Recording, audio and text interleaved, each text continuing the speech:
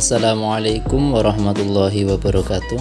Perkenalkan, nama saya Muhammad Maki Almadani Aba, NIM 18030361120, mahasiswa UIN Wali Songo Semarang, Fakultas Ilmu Tarbiyah dan Keguruan, Program Studi Manajemen Pendidikan Islam.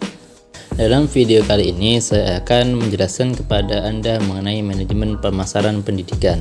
Pemasaran pendidikan adalah pemenuhan keinginan, tuntunan, dan harapan dari siswa dan pemakai jasa pendidikan pada umumnya sebagai konsumen terhadap barang atau jasa pendidikan yang ditawarkan.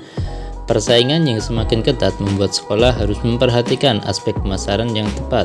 Manajemen pemasaran adalah usaha untuk merencanakan, mengimplementasikan yang terdiri dari kegiatan mengorganisasikan, mengarahkan, mengkoordinasikan, serta mengawasi atau mengendalikan kegiatan pemasaran dalam organisasi agar tercapai tujuan organisasi secara efektif dan efisien. Dalam manajemen pemasaran pendidikan, tentunya kita akan mengenal mengenai bauran pemasaran atau marketing mix. Bauran pemasaran adalah kumpulan variabel pemasaran yang digunakan untuk mencapai tujuan pemasaran pada pasar yang ditargetkan. Secara sederhana, bauran pemasaran adalah strategi yang memadukan kegiatan-kegiatan pemasaran dalam satu waktu untuk meningkatkan penjualan produk atau jasa. Adapun bauran pemasaran terdiri dari pertama yaitu produk. Produk merupakan keseluruhan objek atau proses yang memberikan sejumlah nilai manfaat kepada konsumen.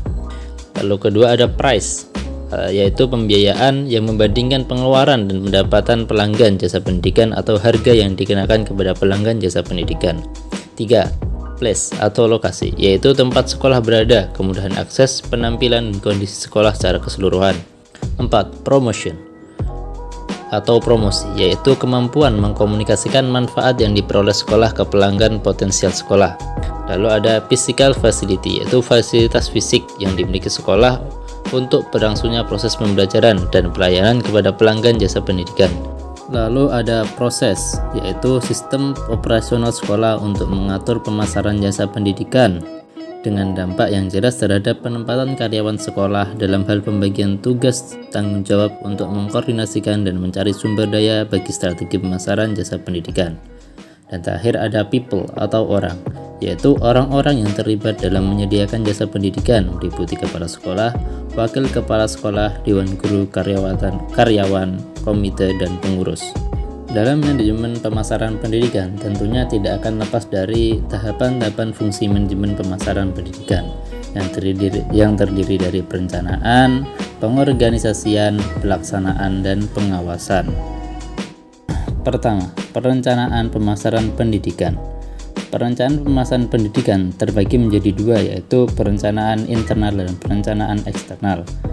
Dalam hal ini, perencanaan internal dapat dilakukan melalui satu, yaitu kepala sekolah bersama wakakurikulum dan wakakesiswaan memberikan arahan kepada para guru dan karyawan tentang kelebihan apa yang dimiliki sekolah, tentang sarana dan prasarana, dan tentang program intrakurikuler dan ekstrakurikuler serta kegiatan lainnya, agar tertanam rasa bangga dan cinta terhadap lembaga tempatnya bekerja. Kedua, peserta didik diberi arahan tentang kelebihan yang dimiliki sekolah dan bagaimana pentingnya peran peserta didik dalam setiap kegiatan di sekolah. Peserta didik juga selalu diingatkan dalam setiap kegiatan lomba maupun kegiatan harian lainnya. Mereka tidak hanya membawa nama baik diri sendiri, keluarga, tetapi juga sekolah. Yang ketiga, bekerja sama dengan Kementerian Pendidikan, Pemuda dan Olahraga maupun instansi lain dalam berbagai kesempatan, baik dalam mengadakan kegiatan akademik maupun non-akademik. Lalu, perencanaan pemasaran pendidikan eksternal yang dilakukan pertama yaitu melakukan program pendekatan kepada masyarakat seperti bakti sosial, pengajian keliling, lomba olahraga antar sekolah. Kedua, pemberian informasi kepada orang tua atau wali peserta didik melalui rapat pengurus komite pengajian dalam rangka hari jadi atau hari ulang tahun sekolah dan penyampaian one by one pada saat pengambilan rapot kenaikan kelas. Kedua, pengorganisasian pemasaran pendidikan. Pengorganisasian pemasaran pendidikan dilaksanakan dengan cara rapat pembentukan struktur organisasi, yaitu tim dan panitia, penetapan anggaran, dan job deskripsi dari masing-masing pemangku jabatan. Panitia dibentuk dalam rapat kepala sekolah beserta dewan guru.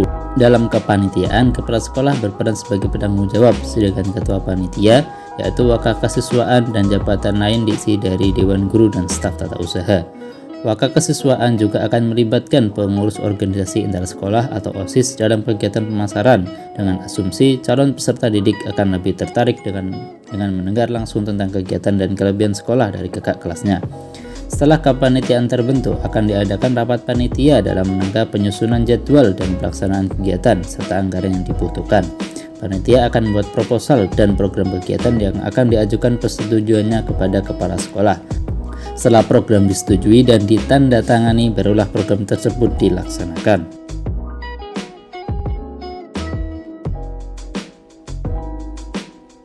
Ketiga, pelaksanaan pemasaran pendidikan. Dalam hal ini terbagi menjadi dua, yaitu pemasaran internal dan pemasaran eksternal.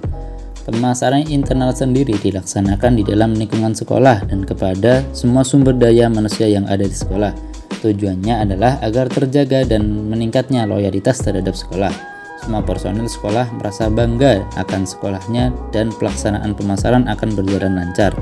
Dalam pemasaran internal, sasarannya adalah guru, karyawan, dan siswa sekolah. Pertama, guru dan karyawan. Guru dan karyawan dalam hal ini adalah staf tata usaha, pegawai perpustakaan, satpam, dan tenaga kebersihan sekolah. Diberi bimbingan oleh pembinaan oleh kepala sekolah dan wakil kepala sekolah tentang bagaimana seharusnya bersikap terhadap sekolah dan agar selalu menjaga kinerja, menjadi pelayan yang baik bagi siswa dan masyarakat sebagai pengguna jasa pendidikan agar dapat menjadi pelanggan sekolah. Caranya dengan mengembangkan sikap tenggang rasa dan toleransi sesuai dengan kompetensi yang dimilikinya oleh seorang pendidik dalam menyikapi perbedaan yang ditemuinya ketika berinteraksi dengan peserta didik maupun masyarakat. Kedua, peserta didik.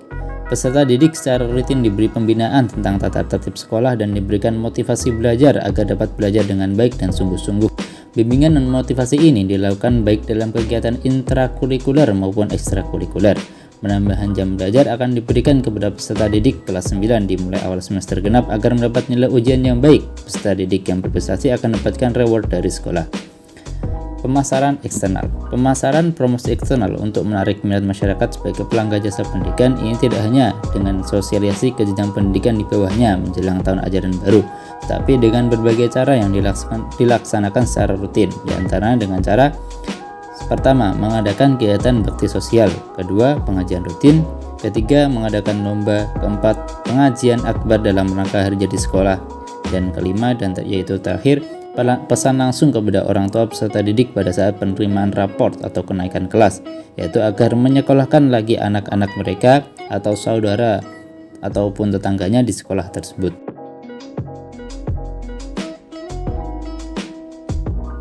Yang keempat dan terakhir yaitu pengawasan dan evaluasi pemasaran pendidikan. Melalui pengawasan ditemukannya berbagai faktor yaitu penunjang dan faktor penghambat dari pelaksanaan pemasaran pendidikan. Adapun faktor penunjang pemasaran pendidikan di sekolah yaitu pertama, komitmen kepala sekolah yang sangat tinggi untuk melaksanakan manajemen pemasaran pendidikan yang terlihat dari dilaksanakannya perencanaan, pengorganisasian, pelaksanaan dan pengawasan pemasaran pendidikan yang dilaksanakan secara baik.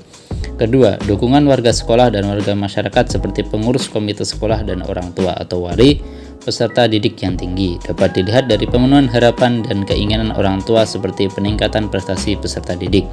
Yang ketiga, peran dan komitmen pengurus yayasan tempat penaung yang tinggi, pembangunan sarana dan prasarana yang berkelanjutan demi pemenuhan standar pelayanan.